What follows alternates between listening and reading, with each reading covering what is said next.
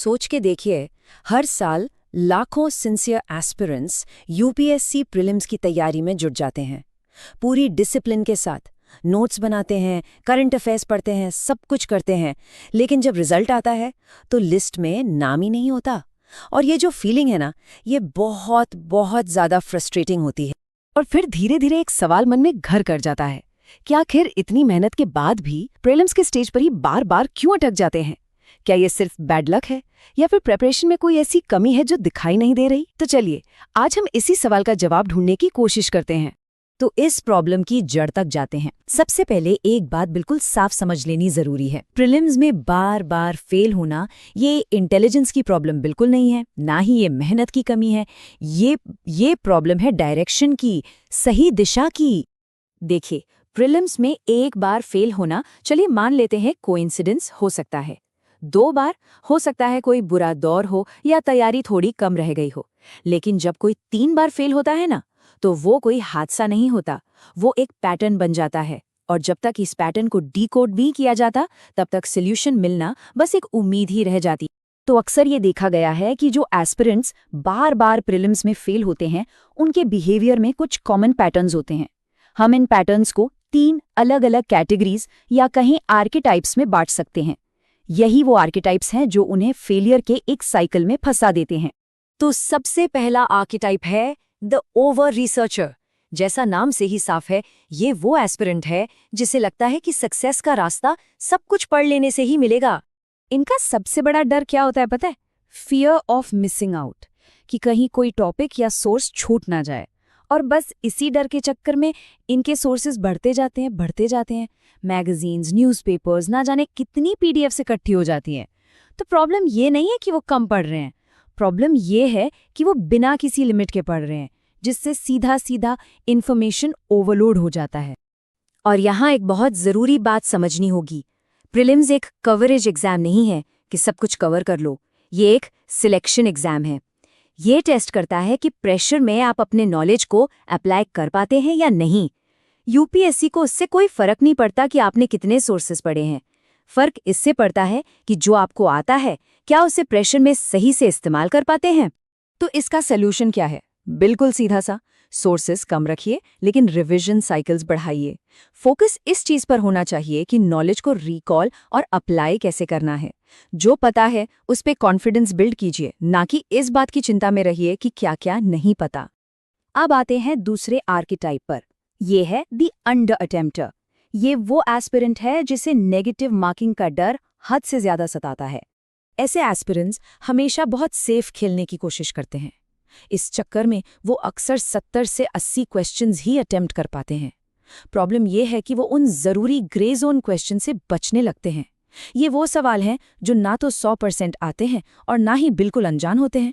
और सच तो ये है कि सिलेक्शन का फैसला इन्हीं ग्रे जोन वाले सवालों से होता है। हमेशा याद रखिए, प्रीलिम्स डाउट को पनिश करता है और क्लैरिटी को रिवॉर्ड। मतलब अगर एलिमिनेशन टेक्निक से 2 ऑप्शंस हटा पा रहे हैं और प्रोबेबिलिटी आपके फेवर में है, तो उस सवाल को अटेम्प्ट करना एक कैलकुलेटेड रिस्क है, एक स्मार्ट मूव है।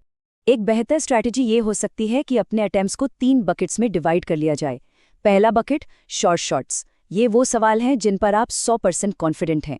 दूसरा एजुकेटेड गेसेस, जहां आप लॉजिक और एलिमिनेशन का इस्तेमाल करके रिस्क ले रहे हैं। और तीसरा प्योर गट फीलिंग, जिन्हें छोड़ देना ही बेहतर है अगर कॉन्फिडेंस बहुत कम हो। चलिए अब आते हैं तीसरे और आखिरी आर्केटाइप पर, द स्ट्रैटेजी कॉपियर। ये वो एस्पिरेंट है जो हर साल एक नए टॉपर की स्ट्रैटेजी को कॉपी पेस्ट करने की कोशिश करता है। इनका डर ये होता है कि कहीं वो किसी सीक्रेट रेसिपी या बेस्ट स्ट्रैटेजी से चूक तो नहीं रहे। लेकिन प्रॉब्लम क्या है कि इस चक्कर में वो अपनी खुद की स्ट्रेंथ्स, वीकनेसेस और प्रेशर में उनका नेचुरल बिहेवियर कैसा होता है, इसको बिल्कुल इग्नोर कर देते हैं। और वन साइज फिट्स ऑल वाली जेनेरिक स्ट्रैटेजी कभी काम नहीं करती। इसलिए सही सवाल ये नहीं है कि टॉपर ने क्या किया था। असली सवाल ये है कि प्रेशर में मैं कैसे रिएक्ट करता हूँ। जब तक आप अपनी नेचुरल टेंडेंसीज के हिसाब से स्ट्रैटेजी नहीं बनाएंगे, तब तक पेपर हमेशा मुश्किल ही लगेगा। अच्छा, फेलियर का एक और बहुत बड़ा कारण है प्रिपरेशन टूल्स का गलत इस्तेमाल।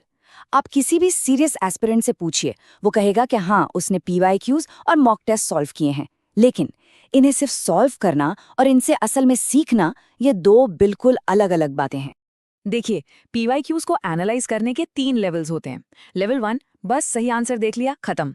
लेवल 2, ये समझना कि जो गलत ऑप्शन आपने चुना वो आखिर आपको सही लगा क्यों।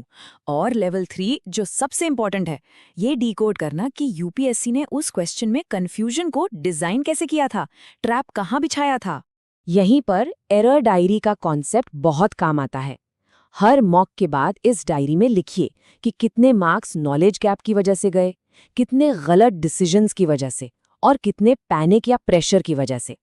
और अगर आप देखें कि गलत डिसीजंस और पैनिक से होने वाला नुकसान नॉलेज गैप से ज्यादा है, तो इसका मतलब है कि अब किताबें बंद करके अपने एग्जाम टेम्परामेंट और इमोशनल रेगुलेशन पर काम करने का टाइम आ गया है। और यही बात हमें सबसे जरूरी पहलू पर ले आती है, एग्जाम के वो 2 घंटे। वो 2 घंटे जब असली लड़ाई पेपर से नहीं बल्कि खुद अपने दिमाग से होती है। सच तो ये है कि प्रीलिम्स का रिजल्ट आखिरी 2 महीनों की पढ़ाई से नहीं बल्कि आखिरी 2 घंटों के परफॉर्मेंस से तय होता है। सालों की मेहनत बेकार हो सकती है अगर उन 2 घंटों में दिमाग को मैनेज नहीं कर पाए। जो एस्पिरेंट्स बार बार फेल होते हैं, उनका एग्जाम हॉल के अंदर भी एक पैटर्न दिखता है। शुरुआत के 20-30 मिनट एंजाइटी में निकल जाते हैं, 1-2 मुश्किल सवाल सामने आए और कॉन्फिडेंस बिल्कुल टूट जाता है।